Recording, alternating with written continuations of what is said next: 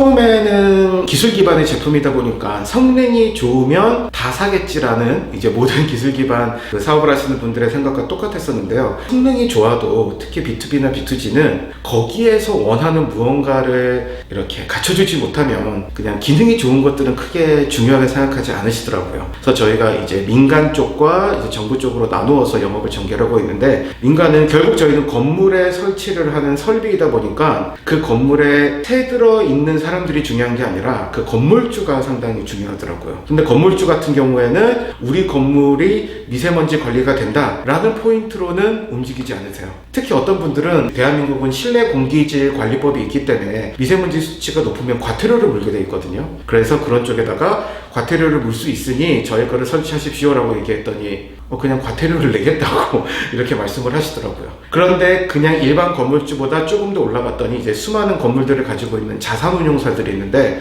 자산운용사들은 건물을 매입해서 저희 장비를 설치함을 통해서 친환경 건물 인증을 받으면 건물의 가격 자체가 올라요. 그러니까 그런 명확한 니즈가 있었기 때문에 저희 제품을 구매하게 되어서 민간 쪽은 저희가 자산운용사나 부동산 관리회사들을 저희가 메인 타겟으로 보고 있고, 정부 같은 경우에는 그린 뉴딜의 핵심 축인 이제 그린 리모델링이라는 사업을 진행을 합니다. 그래서 노후된 공공 건물들을 개선을 하는 쪽인데, 크게 두 파트, 하나는 에너지적으로 효율이 높은 에너지 효율 건물 만들고자 하는 게 있고, 또 하나가 이제 친환경적인 부분, 그래서 특히 실내 공기질 등등을 이제 관리를 하고 싶어 하는데, 에너지는 컨트롤할 수 있는 게 많이 있습니다. 창호를 바꿀 수도 있고 벽체를 바꿀 수도 있고 뭐 태양 판넬 같은 거를 놓을 수도 있고요. 그런데 실내 공기질을 해결할 수 있는 솔루션이 없었거든요. 근데 마침 저희가 그걸 할 수 있게 되어서, 어떻게 보면 정부도 이때까지는 반쪽짜리 에너지에만 집중된 그린 리모델링이었었는데, 이제 진정한 그린 리모델링을 할 수 있게 됐다라는 그 부분이 있어서 저희 쪽이 좀 더 쉽게 들어갈 수 있지 않았나 생각을 하고 있습니다. 제조업하시는 분들이 하는 얘기가, 첫 번째 매출이 나왔느냐, 그리고 어떤 투자사분들은 저희 아이템이 너무 좋은데 이게 언제 어떻게 팔릴지는 모르겠으니 딱 한 군데 매출이 나면은 바로 전화를 해라, 이렇게 말씀을 하셨었어요. 그래서 저희 같은 경우도 어떻게 이제 어느 쪽에 영업을 할까 이렇게 되게 고민을 하고 있었는데, 저희가 작년에 코트라에서 주최한 그 베이징 스타트업 캠프에 참여를 한 적이 있었습니다. 그래서 중국에 가서 현지 바이어들도 만나고 이렇게 뭐 프레젠테이션도 하고 그러면서 코트라하고 연을 맺었는데, 그때 코트라에서 저희 제품을 상당히 좋게 봐주셔가지고 작년 12월에 처음으로 그 영곡동에 있는 코트라 본사 건물에 저희 거를 설치를 할 수 있는 기회를 주셨어요. 그래서 뭐 전층은 아니고 한 개층에 설치를 할 수 있는 기회를 주셨는데, 저희도 연구실에서는 성능이 잘 나왔지만 실제 건물에서도 성능이 나올지는 해보지 않고는 알 수 없는 거였었거든요. 근데 코트라에서는 설치할 수 있는 기회를 주셨고 거기서 너무 좋은 결과들이 나왔습니다. 그래서 그 데이터를 바탕으로 나머지 두 번째, 세 번째, 네 번째 영업들은 상당히 쉽게 진행을 할 수 있었고요. 그래서 코트라 같은 경우에는 저희한테는 너무나 감사한 이런 고객이자 동반자라고 생각을 하고 있고요. 심지어 그거를 시작으로 지금 코트라의 해외 나라에 계신 상당히 여러 무역관들께서도 이제 저희 제품을 각 현지에 널리 홍보를 해주셔서 상당히 큰 도움을 받고 있습니다. 이전 회사에서 이제 투자를 담당을 했었었는데, 그때 상당히 많은 투자사하고 좀 친분을 쌓았습니다. 그래서 나중에 제가 비트루브라는 회사를 그만둘 때, 저는 이제 투자를 유치했던 특수관계인이기 때문에 투자사들한테 제가 그만두기 2달 전에 통보를 해야 됩니다. 그래서 제가 그만두겠습니다 라고 이야기를 했더니 그 자리에서 바로 그러면 다시 김랩을 하실 거냐, 전공적으로 돌아가는 건 맞는데 이제 회사는 새로 만들 것 같습니다 라고 했더니, 그 자리에서 바로 그러면 투자를 하겠다고. 원래 다른 부분은 마음에 들었는데 전공을 하지 않아서 마음에 안 들었었는데 이제 전공적으로 창업을 하겠다니까 이렇게 투자를 하시겠다고 해주셔가지고, 초기에 별도의 투자 라운드를 돌지 않고 이제 카카오벤처스하고 서울대학교 기술지주에서 창업과 동시에 이제 바로 투자를 진행을 해주셨습니다. 제가 처음에 창업을 했을 때는 투자가 왜 필요한지도 몰랐어요. 있는 돈을 가지고 하는 게 사업 아닌가라고 생각을 했었었는데, 이제 업계에서 이제 우스갯소리로 사업은 남의 돈으로 하는 거다, 이제 이런 말씀을 많이 하십니다. 그런데 워낙에 지금 VC들이 많다 보니까 사실 투자를 받을 수 있는 기회는 상당히 많다고 봅니다. 그런데 오히려 그렇기 때문에 많은 이제 초기 창업가들이 그냥 돈만 빨리 높은 밸류로 주는 곳을 찾는 것들을 최근에도 상당히 많이 지켜보고 있는데요.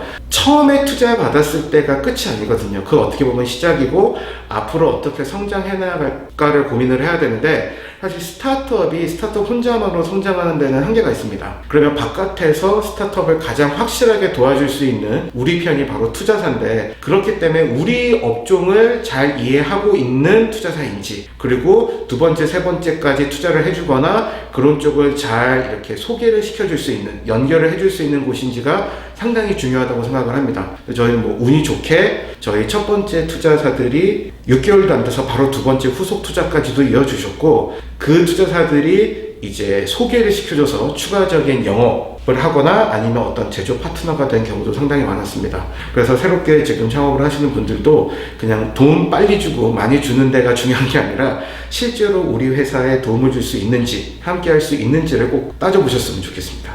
한동안은 그 서비스 창업이 상당히 열풍이었었고, 상대적으로 기술 창업이 상당히 적은 게 사실이었는데, 작년 정도부터는 투자 업계를 중심으로 기술 창업에 대한 관심이 상당히 높아지고 있습니다.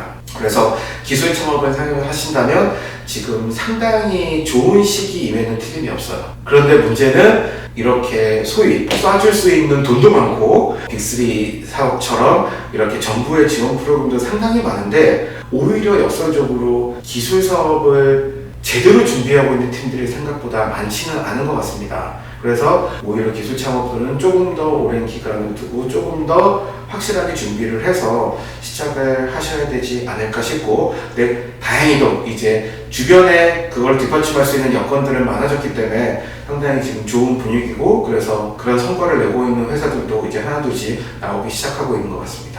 사업을 시작을 할 때 갑자기 내일 시작하겠다고 생각하시는 분들은 없을 거예요. 좋은 멤버들은 그냥 바로 구하기보다는 상당히 좀 시간 투자를 오래 해야 된다고 생각을 합니다. 저 같은 경우도 저희 멤버들한테 제가 이런 전국적으로 창업을 할 테니 나중에 꼭 같이 하자라는 말을 농담으로 처음에는 시작했을 수도 있지만 한 4, 5년 전부터 했었어요. 그런데 나중에 그게 실제로 됐었고, 저희 CTO 같은 경우도 저는 기억이 잘 안 나지만 그 친구가 삼성전자에 들어갈 때 제가 삼성전자 들어가서 잘 배우고 5년 있다가 나랑 같이 사업을 하자라는 말을 했다고 하더라고요. 근데 정말로 그 친구가 삼성에서 5년을 근무하고 나와서 실제로 창업을 하게 됐었습니다. 그래서 자기가 사업을 하기 위해서는 상당히 오래 전부터 주변에서 사람들을 찾고, 혹시 만약에 필요한 사람이 있다면 미리미리 소개를 받아서 바로 당장 일을 합시다고 제안을 하는 게 아니라 상당히 좀 오랜 기간을 두고 그 사람을 지켜보고 어느 정도 확신이 섰을 때 이렇게 같이 시작을 하는 게 좋을 것 같아요. 기술이 없는데 시작하시는 기술 창업자는 없으실 거예요. 그건 너무나 당연한 얘기이기 때문에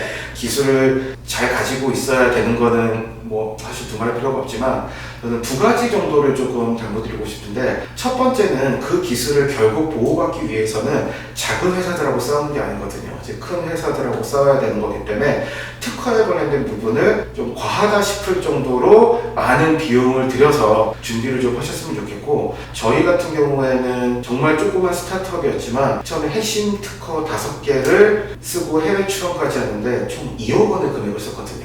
그게 일반 특허 사무소에 맡기면은 뭐 몇천만 원이면은 끝날 수 있는 내용이었는데, 제가 그렇게 투자를 했더니 상당히 좋은 특허가 나왔고, 저희가 올해 같은 경우에는 특허청에서도 상당히 뭐 특허 관리나 이런 것들을 잘하는 기업이라고 인정을 해주셔서 저희가 올해 특허청에서만 받은 지원금이 3억 원이 넘을 거예요.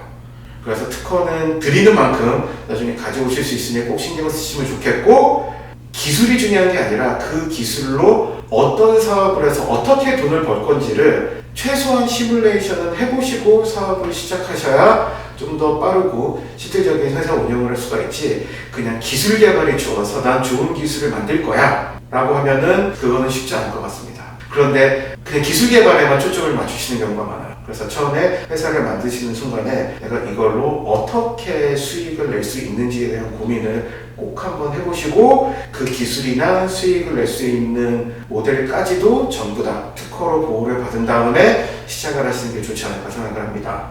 저희 어썸레이 같은 경우도 실제로 2018년 7월에 설립이 되었는데, 인터넷에서 검색을 해보시면 모든 정보가 2019년 6월부터 나와요. 그래서 저희가 1년 동안 회사를 만들거나 투자를 받았다는 사실도 공개를 안 했었습니다. 그래서 그동안은 계속 기술 개발하고 특허를 쓰고 이런 것들이 어느 정도 준비가 됐다라고 싶었을 때가 딱 1년이 된 시점이더라고요. 그래서 그때 저희가 두 번째 투자를 받으면서 이제 물 밖으로 나왔었죠.